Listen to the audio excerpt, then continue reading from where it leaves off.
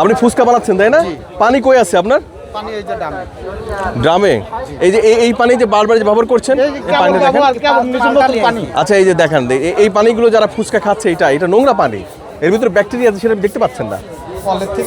এই জন্য বারবার এই যখন ফুচকা করবেন বারবার পানি পাল্টাই ফেলতে হবে। এই পানিগুলো, এই পানি তো এই যে আবার দিয়ে আবার এখানে দিয়ে দিবেন। এই পানি দিয়ে যখন ধুবেন তখন পানি ফেলে দিবেন, পানি আবার রাখবেন। আপনি রেখে দিচ্ছেন, এটা রাখা যাবে না। এরকম নোংরা খাবারই করলে জেল জরিমানা দুটো আছে কিন্তু। নালে ফুচকা যারা খাবে এইভাবেই তো করে আসছিল, আমি দেখছি আগে এইভাবেই করেন। এই যেমন যেটা মাছছেন আমি দেখি, এই দেখেন এখানে হলদে হলদে ভাব এখানে রয়ে গেছে। এটা সুন্দর করে পরিষ্কার করা, কারণ একজন তো এটা খেয়েছে। ঠিক আছে, যাই হোক, আমি বুঝালাম। হ্যাঁ, এরপরে এরকম প্র্যাকটিস করা যাবে না। আর কি কি করান দেখি, ওই ইয়ে দেন কিভাবে, তেঁতুলের ইয়ে কই দেখি, এই দেখেন তেঁতুলের আচার দেখি, আমাকে একটু দেন তো দেখি।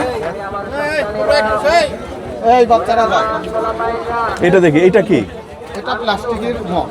এটাও কিন্তু নোংরা।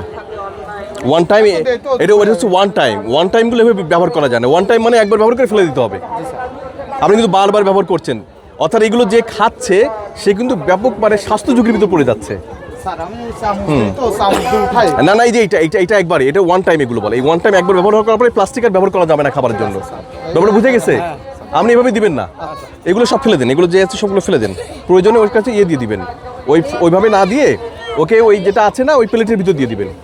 আপনি এটা ফেলে দেন ওগুলো। হ্যাঁ, ওই প্লেটে দিয়ে দিবেন। আর এগুলো ফেলে দেন এগুলো যেগুলো আছে সব ফেলে দেন। ফেলে দিয়ে আসেন, আমার সামনে ফেলে দিয়ে আসেন। আর এই পানি পাল্টান, পানি দেখি। এই পানি ফেলে দিয়ে আসেন, আমার সামনে ফেলে দিয়ে আসেন। নতুন পানি দিয়ে নিয়ে আসেন, আবার নিয়ে আসেন। হ্যাঁ,